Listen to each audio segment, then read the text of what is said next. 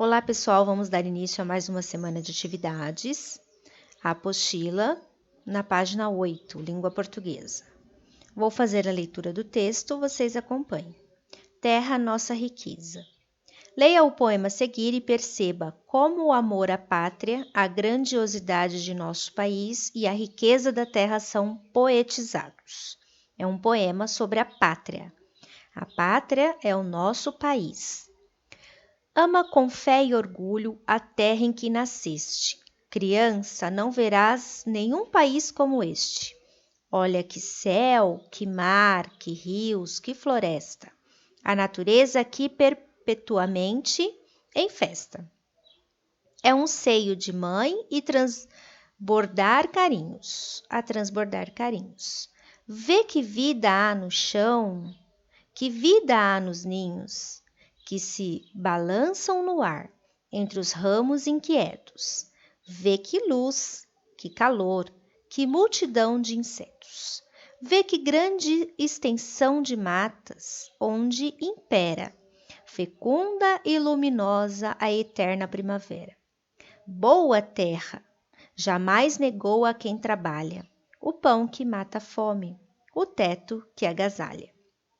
Quem com seu suor a fecunda e umedece, vê pago o seu esforço, e é feliz e enriquece. Criança, não verás país nenhum como este. Imita na grandeza a terra em que nasceste. Então é um poeminha falando da nossa terra, onde nós nascemos, que é o Brasil. No poema podemos perceber o enaltecimento das belezas naturais e riquezas do nosso Brasil. Em sua opinião, o que significa reconhecer as condições de sua pátria? Então, você não precisa responder, é para você pensar. Aqui você vai colocar um X na resposta correta. Releia o poema e depois responda. Quantas estrofes compõem o poema? Coloca o número de estrofes. Quantos versos em cada uma das estrofes, tá? Então, aqui, olha, quantas estrofes tem? Lembrando que estrofe é cada conjuntinho desses de versos. Então, temos 1, 2, 3, 4 estrofes. Em cada uma das estrofes, quantos versos tem? Na primeira estrofe, quantos versos? E na segunda? E na terceira? E na quarta? Quantos versos há ao todo? Então, você vai lá, vai contar versos, só para lembrar, é cada frase, cada linha que tem o poema. Vocês vão contar quantas linhas, quantas frases tem e vai colocar o resultado aqui, total. Sublinhe é passar um traço com um lápis de cor nos diferentes pares de rimas, tá? Então, vamos lá. Por exemplo, vocês vão olhar aqui na primeira estrofe qual a palavra que rima, tá?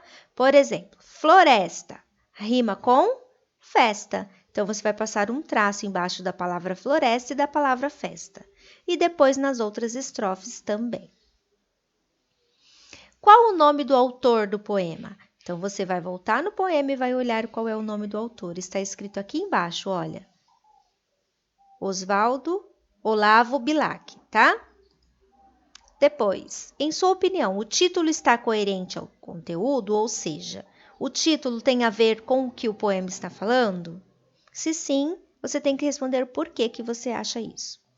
Que outro título você daria para este poema? Coloque aqui. A quem esse poema é dirigido? Para quem que esse poema foi escrito? Você vai registrar aqui o verso que diz para quem que esse poema é dirigido. Copia do poema o verso que expressa que o Brasil é um país incomparável.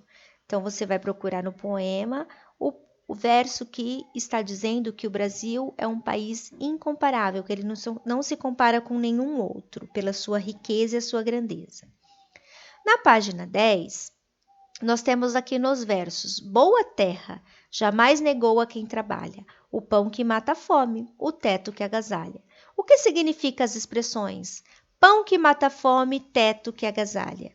O que esse trechinho aqui está dizendo sobre o nosso Brasil? Sobre o pão que mata a fome e o teto que agasalha. Escreve o que você acha. Esses versos expressam a realidade vivida atualmente de todos os brasileiros? Agora, 7. O verso a seguir apresenta vários pontos de exclamação. Ponto de exclamação é esse pontinho que tem aqui no finalzinho das frases, olha. Que ele expressa sentimentos, admiração, desejos, né? Em sua opinião, por que foi utilizada a sequência de frases exclamativas aqui? Olha que céu, que mar, que rios, que floresta. Qual o sentimento que passa essa expressão aqui? Escreve. Nos versos, quem com seu suor a fecunda eu umedece, vê pago o seu esforço, e é feliz e enriquece. O que essa expressão traz? Que expressão a seguir substitui esse a fecunda aqui, Esse a se refere a quem? Do quem que está falando esse trecho? Da terra, da pátria ou da criança? Depois, na página 11, em sua opinião, qual é o significado desses versos, né? Esses versos aqui, olha, esses 2 versos aqui. Qual é o significado, o que eles querem dizer? Você concorda com o que se afirma nestes 2 versos? Por quê? Se sim ou se não, por quê? Tem que justificar a sua resposta. No poema, há muitas palavras que dão ideia de ordem. Copiem. Todas as que dão ideia de ordem. Por exemplo, ama a terra, quer dizer que você tem que amá-la. É uma ordem, né? Vê. Que mais?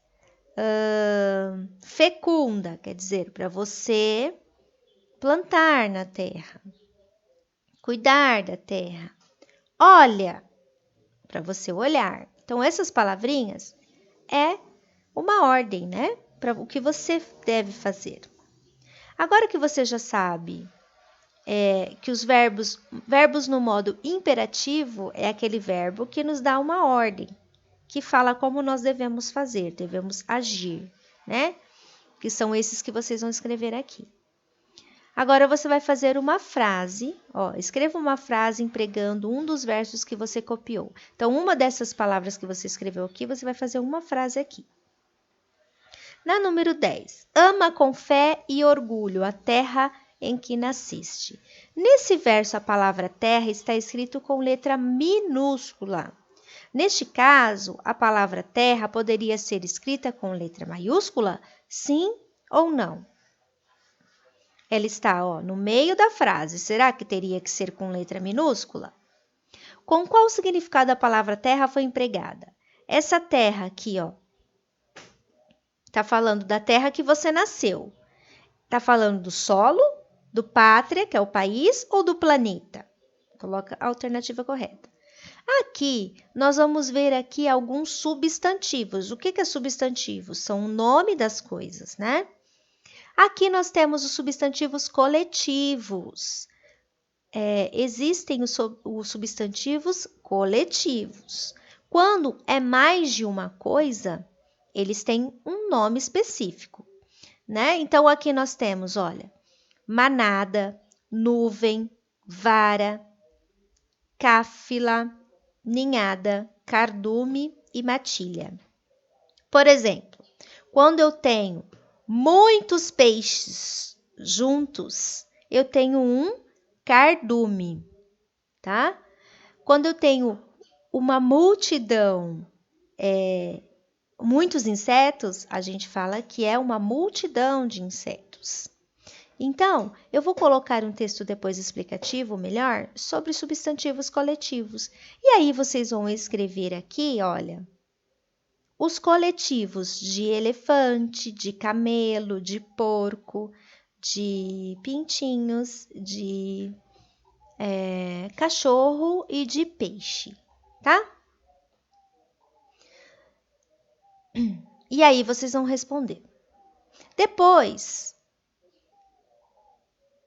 Vocês têm atividade no caderno para fazer também. E eu vejo vocês na próxima aula.